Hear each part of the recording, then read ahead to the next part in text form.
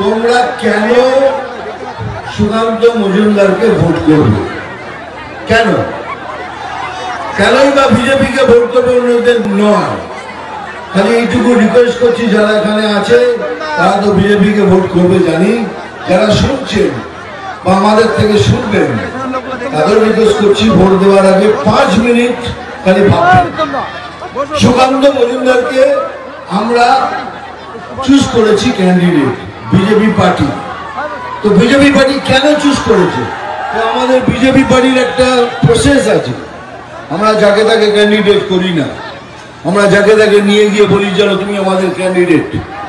BJP party একটা process দিয়ে যায়, সেটা কি শুনুন।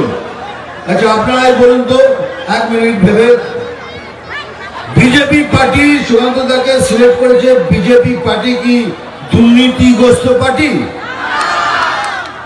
কি গরু পাচার করে, কয়লা চুরি করে, বালি চুরি করে, পড়ালেখা বিদ্যা চুরি করে, মানুষের রেশন পর্যন্ত চুরি করে?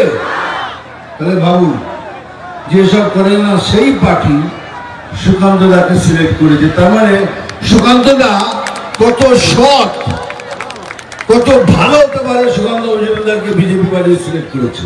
এইবার ভাবতে বলেছিলাম এবার অপোজিশন, আমি অপোজিশন পার্টির নামও নিই না, ক্যান্ডিডেটের নাম নিই না, আমি বলছি খালি যে সিলেক্ট করেছে সেই পার্টি দুর্নীতিগ্রস্ত পার্টি।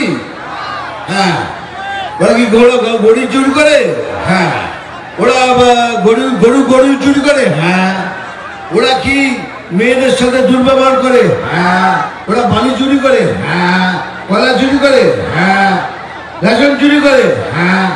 সেই পার্টি এনার বিরুদ্ধে আরেকজনকে দাঁড় করিয়েছে। তাহলে ভেবে দেখুন সে কি হতে পারে।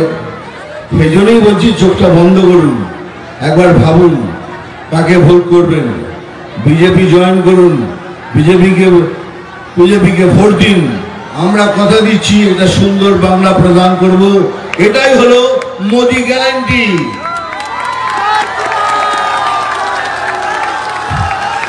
এইটাই আমি সব জায়গায় বলছি যে ভোট দেওয়ার আগে 5 মিনিট ভাবুন, কেন ভবিষ্যৎ আপনাকে তৈরি করতে হবে।